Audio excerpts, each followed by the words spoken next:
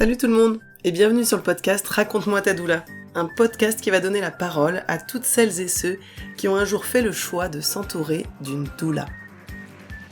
Je suis Camille Filuso-Galizia, mais on me connaît surtout sous le nom de Manila Doula. Je suis doula dans l'ouest de l'Ariège et de ce fait j'ai parfois dû faire face au fameux cliché de la bobo hippie néo-rurale qui soigne les gens avec des plantes et qui crie à la puissance de la femme les soirs de pleine lune. Vous le connaissez, ce stéréotype de la femme sorcière, sans cadre et sans limite ? Ben voilà, les doulas, elles y coupent pas. Et c'est pour ça que j'ai voulu faire entendre la voix de ces personnes qui ont pu nous voir sous notre vrai visage. Ceux qui connaissent finalement les coulisses du métier et qui savent que le monde a besoin des doulas. Vous êtes parents, futurs parents, professionnels de la santé, sages-femmes, médecins, qu'importe. Si vous vous posez des questions sur les doulas, que vous cherchez à comprendre leur rôle, leurs outils et leur impact dans notre société, alors vous êtes au bon endroit. Dans ce podcast, vous entendrez des témoignages de personnes ayant fait appel à des doulas, et ce pour plein de raisons différentes. J'espère que cela vous permettra de mieux comprendre la réalité de notre métier, d'en percevoir toute la beauté, et peut-être même d'oser vous aussi ouvrir votre porte à une doula, si vous en ressentez un jour le besoin. Je vous souhaite une belle écoute. Bonjour à toutes et à tous. Je suis super contente de vous accueillir sur ce nouveau podcast Raconte-moi ta doula. C'est mon nouveau bébé de 2025, voilà. Je sais pas quels sont vos projets à vous pour 2025, mais je vous souhaite plein de réussite dans tous vos projets. Moi, j'ai ce projet-là qui me tient à cœur et qui est arrivé en moi depuis presque un an maintenant. Pas tout à fait. Depuis le printemps de l'année dernière. Et je fais ce premier épisode pour déjà planter le décor. Je vais vous faire durer un peu le suspense encore avant d'entrer vraiment dans le vif du sujet avec le premier vrai épisode qui sera Lily qui viendra nous raconter son histoire. Mais en attendant, je plante un peu le décor en expliquant déjà qui je suis, qui est derrière ce micro, vous vous demandez peut-être, et pourquoi ce podcast. Alors moi je m'appelle Manila. En réalité, comme vous l'avez entendu sur l'introduction, mes parents m'ont appelée Camille à la naissance, c'est mon prénom dans la vie privée. Mais quand je me suis installée comme doula, j'avais besoin d'une identité propre, d'une identité de doula. Parce que pour moi, quand je suis doula, il y a quelque chose d'un peu... Alors je vais essayer de faire attention aux termes que j'utilise, justement, je vais pas utiliser le terme sacré, mais presque, j'aurais presque envie de dire ça quand même. Non pas que je mette un masque, mais c'est une de mes facettes, je pense plutôt. Il y a beaucoup d'êtres humains comme moi qui regorgent de casquettes et qui sont multifacettes. J'en fais partie de ces humains-là, multi-casquettes, multi-facettes, ces humains caméléons. Et donc, la facette doula, elle avait besoin d'avoir une identité propre, et c'est comme ça que je me suis appelée Manila. Donc c'est comme ça qu'on me trouve sur les réseaux sociaux, sur internet. Manila Doula, c'est moi. Je suis une jeune femme de 37 ans, je vis en Ariège, dans le Couserans, plus exactement. Je suis née en région parisienne. C'est là-bas que j'ai rencontré mon conjoint, qui est mon mari aujourd'hui. On a quitté la région parisienne pour venir vivre en Ariège en 2013, avec un projet de reprendre une ferme. Aujourd'hui, mon mari est paysan fromager, et moi j'ai beaucoup apprécié travailler aussi avec les vaches, qui m'ont beaucoup inspiré d'ailleurs de choses au niveau de la physiologie de l'accouchement, mais on en reparlera plus tard. Et donc aujourd'hui, je suis l'heureuse maman de 3 enfants, Nino qui aura bientôt 9 ans, Manaël qui aura bientôt 7 ans, et Laura qui aura bientôt 2 ans. Et mon cheminement de doula a commencé déjà avant mon premier enfant, parce que j'ai eu une première grossesse en 2015, qui n'a pas abouti, mais qui a été une graine plantée en moi, parce qu'il y a des choses que j'ai mal vécues à cette époque-là, qui m'ont amené à réfléchir un peu autrement l'accompagnement dont j'avais envie pour ma grossesse, pour mes futures grossesses en tout cas. Et c'est ces petites graines, plusieurs petites graines qui ont été plantées à ce moment-là, qui ont fait germer la doula en moi aujourd'hui. Alors je vais essayer de vous la faire courte parce que j'ai un sacré talent pour raconter des histoires à rallonge, mais je vais tenter de vous faire le résumé de ma vie ces derniers temps qui m'ont amené à être doula aujourd'hui. En gros donc, une fausse couche, des rencontres un peu malencontreuses avec du personnel médical pas très empathique, des rencontres merveilleuses avec des sages-femmes libérales, la découverte d'un nouveau monde, un accouchement en plateau technique pour mon premier qui a été incroyable, un deuxième accouchement à domicile dans l'eau, l'accouchement rêvé pour mon deuxième, un postpartum très compliqué pour mon deuxième, allaitement très très très compliqué, abcès du sein, anesthésie générale, opération, drain, soins infirmiers, Bref, je vous la fais courte, mais très compliquée, mais ça m'a appris énormément. Je me suis formée spécialement au niveau de l'allaitement à ce moment-là. J'ai fait un MOOC, j'ai été marraine d'allaitement avec l'association L'Or Blanc. C'était vraiment mon cheval de bataille à ce moment-là. J'étais pas doula encore, mais je tenais à informer autour de l'allaitement parce qu'il y avait des choses que j'avais appris par ma propre expérience.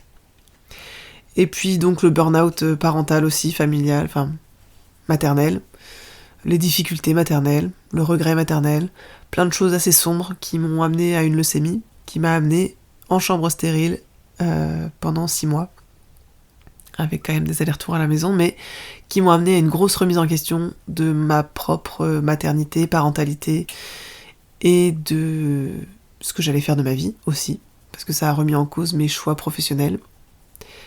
Initialement, je suis ergothérapeute depuis 2010, donc je suis dans le soin, dans le thérapeutique, dans l'humain de base, mais le côté animal et agricole m'a toujours plu, et du coup depuis 2013, j'alternais mon métier d'ergothérapeute et mon métier de femme de paysan, mais qui était un métier à part entière, parce que je travaillais aussi à la ferme du coup. Et je comptais m'y installer à 100%, mais voilà. La maladie a fait que je n'avais pas le choix, il fallait que je trouve quelque chose d'un peu plus sécure au niveau hygiène, pour mon système immunitaire qui était un peu à plat. Et dans ma chambre d'oncopole, je me suis retrouvée à faire des transmissions, des formations en visio, avec Yael Floder, entre autres, avec Naoli Vinaver. J'ai fait la formation avec mon CPF pour être facilitatrice de cercle maman-bébé. J'ai bouffé littéralement tout plein d'informations. J'ai fait des MOOC, je n'arrêtais pas. Ça m'occupait et en même temps, ça me nourrissait de l'intérieur. Et j'ai redécouvert que j'étais passionnée de ça, en fait. Parce que je le savais au fond, parce que depuis que j'avais eu mes enfants, c'est vrai que je passais mon temps à conseiller les copines, à lire. J'avais déjà plein de livres autour de l'accouchement physiologique, autour des rituels, autour de la naissance, plein de choses qui me passionnaient. Et donc j'ai compris que je pouvais en faire mon métier. Donc quand je suis sortie de là, finalement, 2021, je me suis installée comme doula officiellement. Je me suis lancée. Et donc aujourd'hui, je suis doula. Je suis aussi un peu ergothérapeute encore. Et je mêle d'ailleurs les deux dans ma pratique. Mais si vous voulez en savoir plus, vous pouvez suivre mon compte Instagram ou aller voir sur mon site internet. En attendant, pourquoi ce podcast ? Eh bien, il m'est arrivé une fâcheuse aventure l'année dernière, justement, en 2024. J'avais été sollicitée par une journaliste du Monde.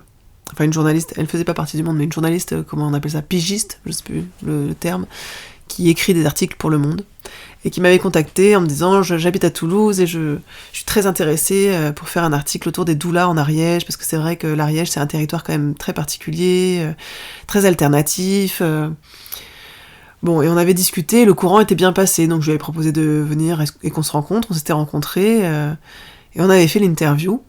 J'avais vraiment bien adhéré avec sa façon de voir les choses, la façon dont elle amenait les choses. En tout cas, j'avais l'impression qu'elle souhaitait justement faire évoluer les choses dans le bon sens. Sauf qu'il se trouve que je me suis fait complètement avoir par cette journaliste qui finalement a fait un très bel article de 15 pages qui met à mal la profession de doula, qui nous traîne un peu dans la boue, qui fait des mélanges...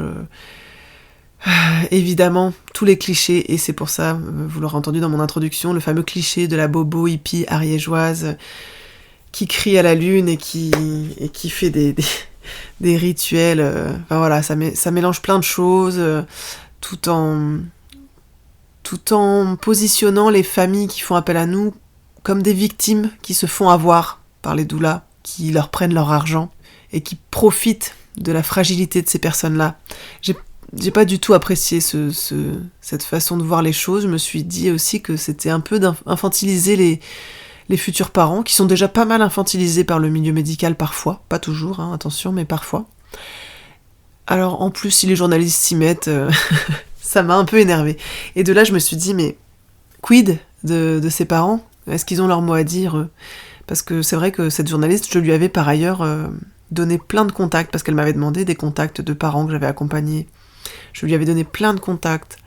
Elle avait passé 1 heure au téléphone avec une maman que j'avais accompagnée. Et ça ne transparaît pas vraiment dans son article au final. Et je me suis dit, mais quand même, les gens qu'on accompagne, on leur apporte bien quelque chose. Je veux dire, sinon ils font pas appel à nous. Et ce ne sont pas que des victimes qui se font avoir et qui en ont pour leur argent. Alors déjà, si les doulas vivaient de leur métier, en Ariège en tout cas, hein, c'est vrai que c'est peut-être le cas à Paris, à Monaco ou à Nice, ou je ne sais pas, dans des grandes villes comme ça où il y a des gens, une population autour qui a des moyens, mais en Ariège, je ne sais pas vous qui m'écoutez, si vous connaissez l'Ariège, en tout cas c'est un des départements les plus pauvres, je crois, hein, où le taux de chômage bat des records, où c'est principalement des gens qui vivent du RSA. Voilà, c'est très alternatif, mais c'est aussi une population qui n'a pas forcément de gros moyens. Et donc les doulas que je connais ici, et moi-même, on ne vit pas de ça. On a toute une profession à côté, où on développe différentes choses dans notre profession de doula, des soins, des massages, ou des ateliers, des choses en visio, des programmes, des transmissions, des choses comme ça pour réussir à payer nous-mêmes notre loyer. Donc ça se saurait si les doulas profitaient bien comme il faut de l'argent des gens et devenaient riches grâce à ça. Mais bon, parenthèse fermée, je me suis en tout cas dit, qu'est-ce qu'il faut faire, enfin qu'est-ce que je peux faire. J'avais vraiment beaucoup de colère à ce moment-là et j'avais envie de faire un droit de réponse au journal. Finalement, j'ai écrit 4 pages mais je l'ai jamais envoyé parce que ça sortait le fond et la forme n'étaient pas les bonnes non plus pour un droit de réponse. Mais j'avais vraiment envie, ça me mettait en colère aussi pour les parents qu'on prenait pour des idiots, quoi. Et je me suis dit, mais laissons-les s'exprimer, en fait. Et j'ai cherché, c'est vrai que j'ai pas trouvé de podcast à proprement parler qui laissait la parole uniquement aux parents. Alors il y a Radio Doula que j'ai découvert il y a peu avec ma chère camarade Flavia avec qui je suis partie au Mexique en transmission justement il y a pas si longtemps. Donc Radio Doula interroge justement, interview des doulas et des parents. Et c'est du témoignage, donc c'est très intéressant. Mais je n'ai pas trouvé... Il y a Let's Talk Doula aussi, qui est un podcast très intéressant, mais qui a marché 1 an, et en fait depuis 1 an et demi maintenant même, il n'y a plus d'épisodes. Donc c'est vrai que j'ai trouvé ça dommage, et je me suis dit, bon bah, peut-être qu'il y a là quelque chose à creuser, et alors moi qui me serais jamais imaginé faire de podcast, me voilà derrière ce micro, en train de vous parler. Et donc dans ce podcast, j'ai à cœur de vous partager des témoignages de personnes qui ont fait appel à des doulas, des futurs parents, des mamans, j'aimerais bien des papas, mais pas que, parce qu'il y a aussi des doulas qui accompagnent d'autres moments de vie, des doulas de passage, des thanatodoulas ou tanodoulas qui accompagnent la fin de vie. Voilà, j'espère vous montrer un peu la diversité des doulas, et surtout vous montrer à quel point ça peut apporter quelque chose aux gens qui font appel à elles. J'aimerais que vous qui m'écoutez, si vous êtes tombé sur ce podcast parce que vous-même vous avez entendu parler des doulas et que vous vous demandez, tiens, mais qu'est-ce que c'est qu'une doula ? Est-ce que j'en aurais besoin ? Vous avez peut-être entendu parler des doulas parce que vous-même vous êtes enceinte et qu'on vous a dit que c'était bien de se faire accompagner par une doula, mais vous vous demandez un peu, oui, mais pourquoi ? Qu'est-ce que ça fait une doula ? Qu'est-ce que ça m'apporte une doula ? Donc voilà, je voulais laisser la parole à ces personnes qui ont fait appel à des doulas, qui auront vraiment les mots justes, je pense, pour montrer à quel point finalement avoir une doula à ses côtés, c'est quand même un cadeau. Alors oui, ça a un coût. Non, on n'est pas remboursé par la Sécu, malheureusement. Ça a un coût, c'est un investissement, mais ça vaut le coup, je pense. Et à chacun sa doula. Voilà ce que j'ai à dire pour ce premier court épisode qui fait juste une petite introduction à ce qui va venir. Vous entendrez aussi parfois des épisodes ping-pong, c'est-à-dire que parfois je vais interroger des parents, des futurs parents ou des personnes qui ont fait appel à des doulas, et vous aurez la réponse de la dite doula dans l'épisode suivant, qui n'aura elle-même pas écouté encore l'épisode. Je vais l'interviewer avant qu'elle écoute l'épisode, évidemment. Et pour le côté 1000e degré, vu que j'aime bien me moquer un peu de moi-même aussi, ces épisodes sortiront à chaque pleine lune et à chaque nouvelle lune. Voilà, un nouvel épisode à chaque lune. Pour montrer que oui, nous sommes vraiment des sorcières qui sommes en lien avec la lune. Bon, je vous souhaite une bonne semaine, enfin une bonne quinzaine pour le coup, et dans 15 jours, un premier épisode avec Lily, ma première invitée. En attendant, je vous dis à très bientôt.